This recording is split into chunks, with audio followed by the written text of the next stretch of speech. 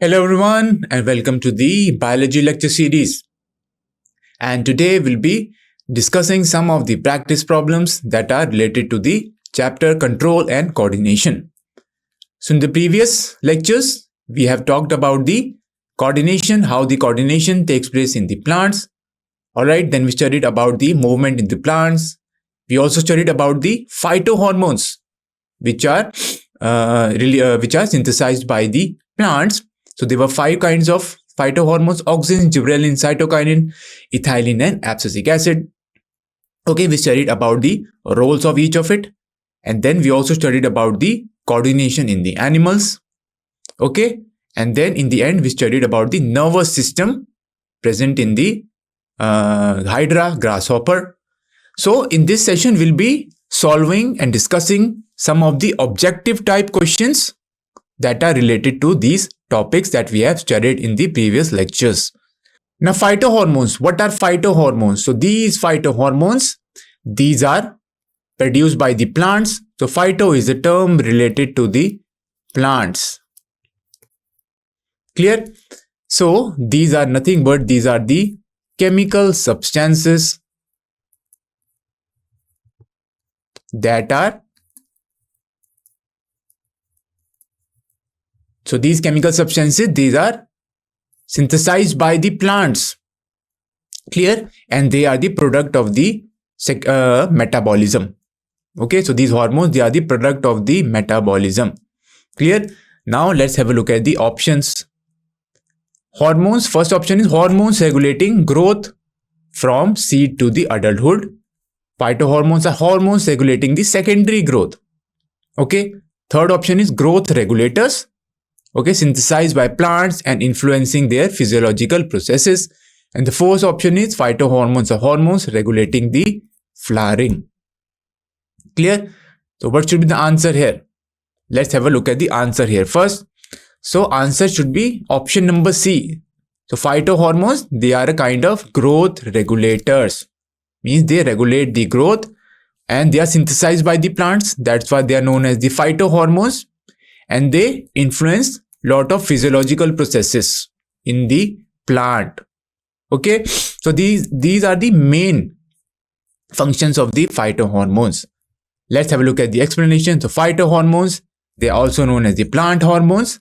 They are natural compounds that are synthesized by the plants to govern various physiological activities, okay, or various aspects of the plant growth, development, reproduction, lifespan, and eventually decline, means senescence, as well as the aging of the plant. Clear? So all the physiological processes such as growth, development, and processes such as reproduction and the entire lifespan of the plant, these are regulated by the phytohormones. That's why option number C is the correct answer here. So phytohormones we have already discussed. There are of 3 types. Okay, they are of 5 types: auxins, cytokinin, and gibberellins. So these are known as the growth promoters. All of these are, or they come under the category of the growth promoters. Whereas if we talk about growth inhibitors, so abscisic acid, also known as ABA, as well as ethylene, these come under the category of what? Growth inhibitors.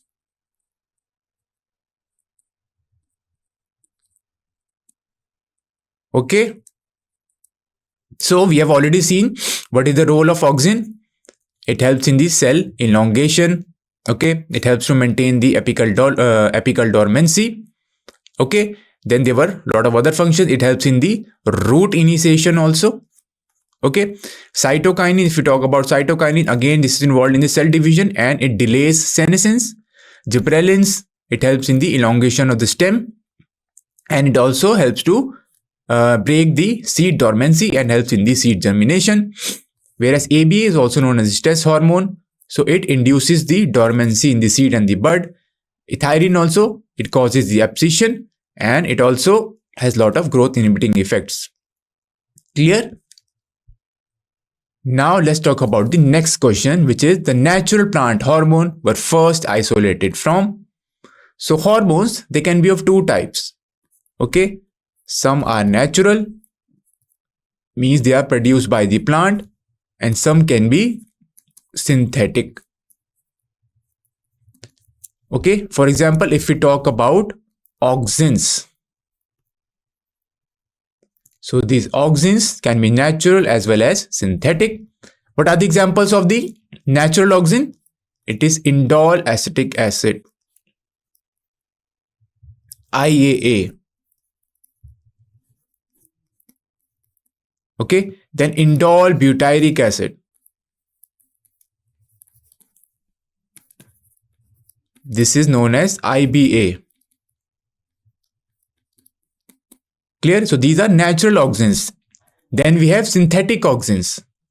Okay, synthetic auxin, if we talk about, it is 2,4-D. Okay, 2,4-dichlorophenoxyacetic acid. This is also used as a weedicide.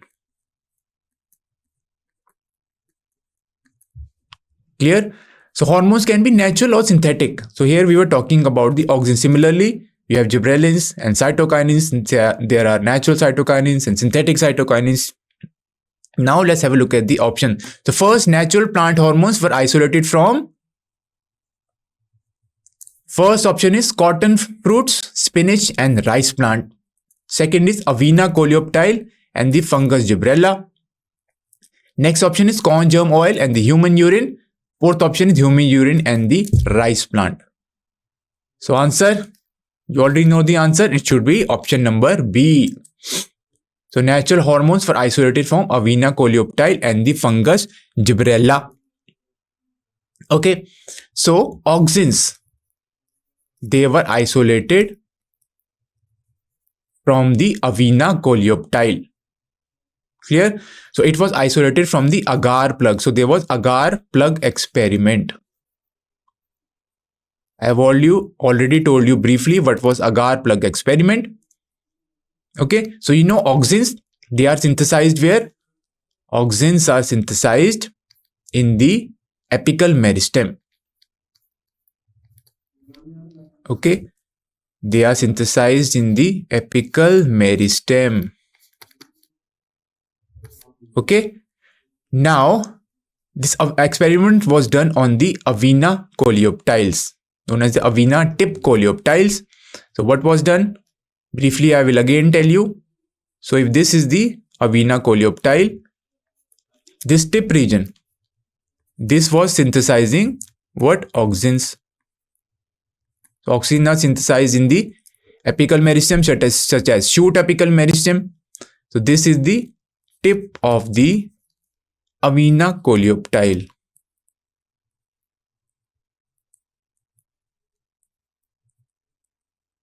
Now what happened in the next experiment? They cut off this tip. Okay, this tip was cut. Okay, and this tip was then placed on the agar. Okay, it was placed on the agar block. Okay, then what happened? This tip synthesized auxins when it was exposed to the, okay, this was exposed to the light also. Then the auxins, they moved into the agar block. Okay, auxins moved into the agar block. Okay, so you can color it here. So this yellow color denotes the transfer of auxins from the tip to the agar block. Now, when this it was observed next. So it was observed that when this agar block was placed on the this coleoptile in which the tip was removed, then what happened? So here this agar consisted of the auxins. Okay, now what happened again when you were exposed to light? it was shown that there was a bending here. So again, there was a bending. Okay, so this bending was because of the auxins. Clear? And this is how auxins were isolated. And this experiment is known as agar plug. So it was isolated from the agar plug. Clear? So this is very briefly I am telling you. No need to go in the detail. So you have to just remember that the auxins were isolated from the Avena coleoptile. Next, if we talk about the isolation or the discovery of Gibberella, that it was isolated from the fungus Gibberella fugicori. Clear? So Wendt, he isolated auxins from the Avena coleoptile in the 1982. And gibberellins, so what happened? In 1926, gibberellic acid was initially identified by Kurosawa. So Kurosawa, he was a scientist working in Japan. Okay, so gibberellic acid was identified by Kurosawa during his investigation of extract which were derived from the rice plants that were infected by the fungus Gibberella fugicori. So gibberellic acid was isolated from the fungus Gibberella fugicori. So what he observed, then in these plants, these rice plants that were infected by the Gibberella fugicori, these were exceptionally tall. Okay, these plants were exceptionally tall.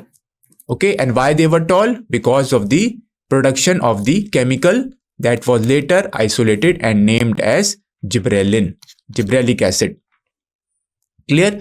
So these rice plants that were infected by this fungus Gibberella fugicori, these rice plants were exceptionally tall.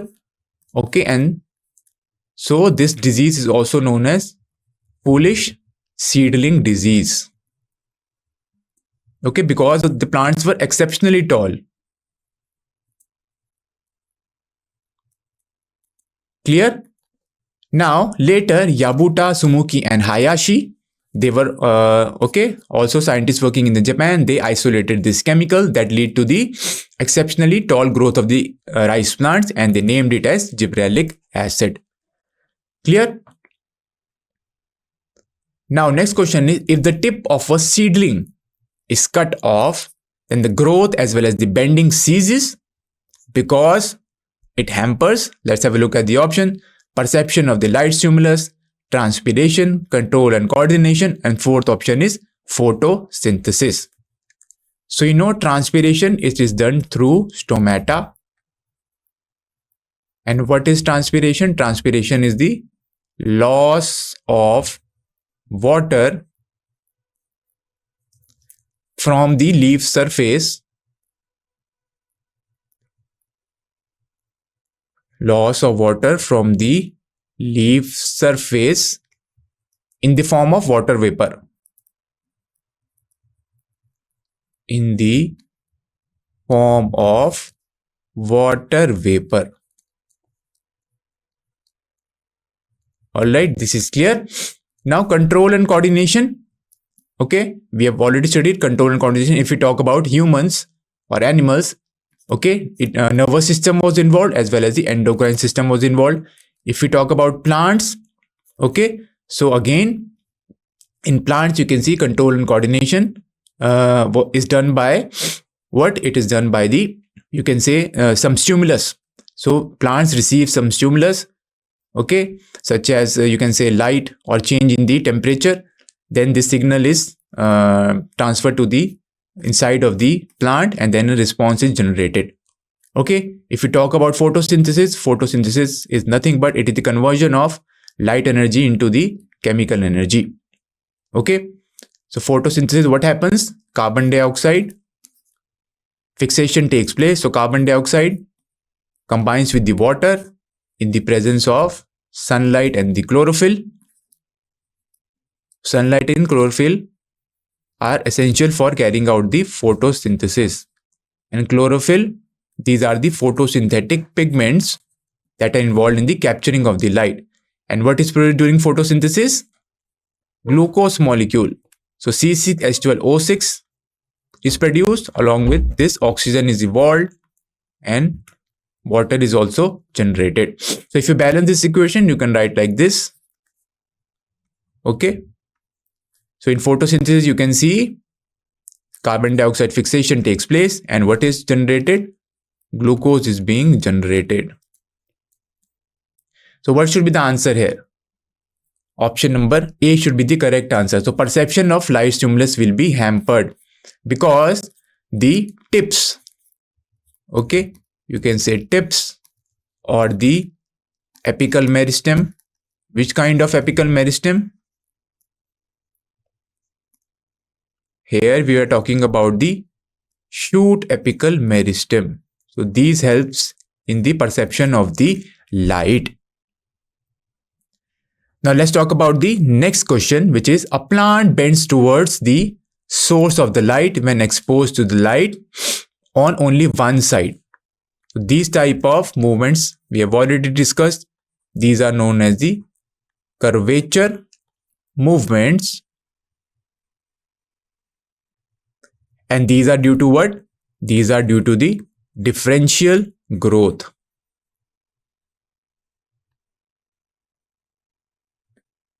These are due to the differential growth. Clear? Now differential growth means there is a more growth in one region as compared to the another region. So what happens? It can be due to the hormone auxins. So light is perceived by the tips and the auxin, they are synthesized, and what happens? The auxins get accumulated in the shaded region and there is a more growth in that region, okay, as compared to the another region. Now which of the following is the best explanation of this phenomena? Means which is the best explanation of the phenomena of the curvature growth, curvature movement, or the differential growth? So let's have a look at the options. First option is it needs light for photosynthesis. Next option is the pieces of the stem are attracted to the light. Next option is some auxin accumulate on the shaded side. I've already told you, to induce the greater cell elongation on that side. Next option is light stimulates the cells on the illuminated side to increase the length. So what should be the answer here? Option number C, the auxins accumulate on the shaded side to induce greater cell elongation on that side. So what happens? If this is the, you can say, the shoot tip, okay, if this is the shoot tip and it is exposed to the light, okay, so these are the, you can say, sunlight, it is being exposed to light, then what will happen? It will show a curvature growth, it will bend. So what is happening? There is a production of auxins here, and this auxin accumulate on the, so if this is the shaded side, okay, auxins accumulate in the shaded region.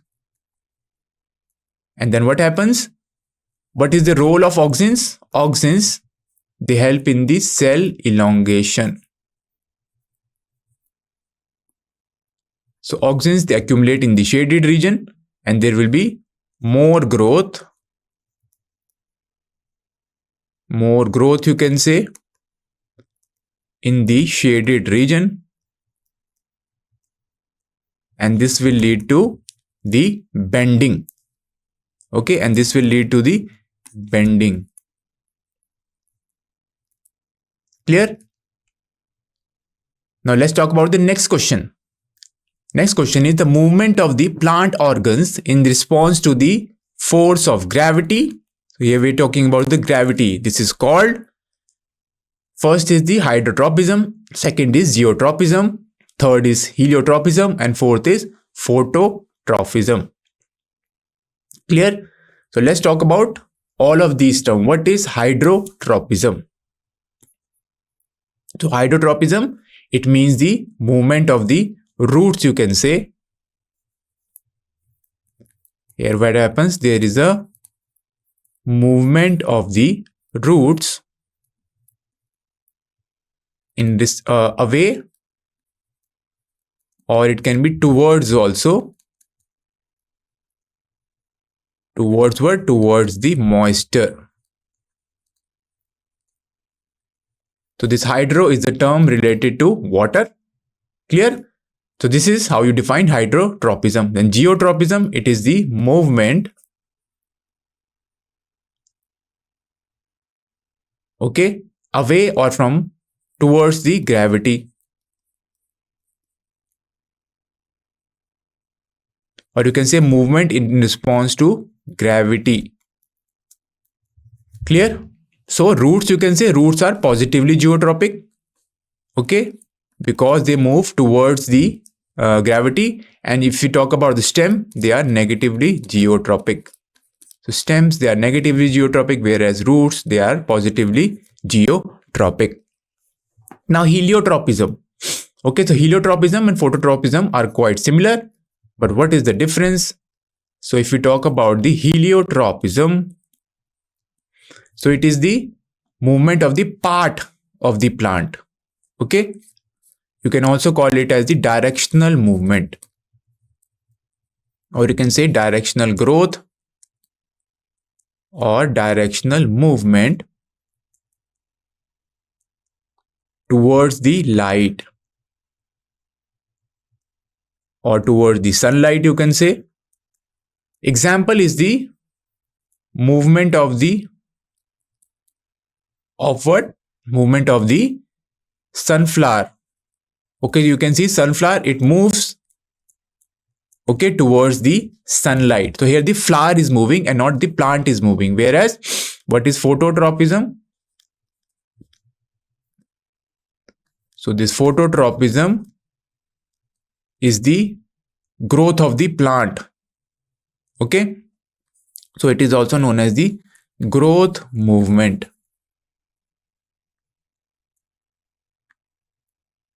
Okay, this is clear. So this is the difference. Okay, so what should be the answer here? Option number B, geotropism, is the correct answer. The next question is, a high concentration of synthetic auxins is generally used for, okay, so auxins have so many functions. Okay, it is involved in the cell elongation, and you know auxins, or you can say the hormones, they are required in very less concentration, in nanomolar concentration. Okay, so these hormones, okay, if we talk about the hormones, they are also synthesized in the body in nanomolar concentration. Clear? Now, auxins, but we are talking about the function of the auxin. First is the cell elongation, then it helps in the root initiation also. Okay, some other role is the maintenance of the apical dormancy. Alright, but if we are using high concentration of auxins, then it can be used as a herbicide or a weedicide. Now next options are, it can help in the weed control, enhancing root initiation. This is not correct. Control of cell enlargement. This is also not correct because this is done at the lower concentration, preventing the growth of the lateral buds. So this is known as the apical dormancy. Okay, whereas which means that in the presence of the apical buds, the lateral bud growth is inhibited or suppressed. Here, so this is also not the correct answer.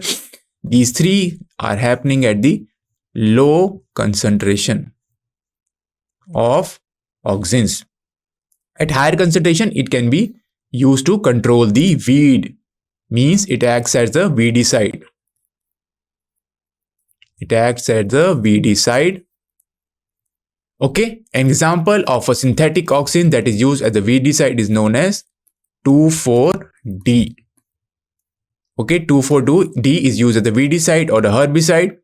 And what is the full form of 2,4-D? 2,4-dichlorophenoxyacetic acid. Phenoxyacetic acid. Okay. 2,4-dichlorophenoxyacetic acid. Clear? So what should be the answer here? Weed control. Option number A is the correct answer here. Now next question is, gibberellic acid has been successfully employed to induce flowering in Let's have a look at the options here. Option A is in long day plants under short day conditions. In short day plants under long day conditions. Option C is for some plants only. And option D is none of the above. Okay. So gibberellic acid, what are the main roles of the gibberellic acid? They are involved in the stem elongation. So these are the major role of the gibberellic acid. They are involved in the stem elongation. Then they are involved in the seed germination. So these are the major roles. Okay. Now it has also some role in inducing the flowering. Okay. So let's have a look at the answer here. So answer is it induces flowering in long day plants under short day conditions. Clear? So what are long day plants? Long day plants are those plants that flower when the day length is more than the critical photo period. Okay, these are known as the long day plants. So gibberellic acid, they can induce the flowering in long day plants. Okay, under the short day conditions. Okay, short day conditions means whenever the duration of the day length or the daylight is less than the critical photo period. Alright, this is clear. Now let's move on to the next question. Cytokinins are known to. Okay, so cytokinins, let's have a look at the options. They inhibit the cytoplasmic movement. They help in the retention of the chlorophyll. Option number C is they influence the water movement. And option D is they promote abscission layer formation. So now we have already discussed about the function of the cytokinin. What are the major functions of cytokinin? So first is the cell division.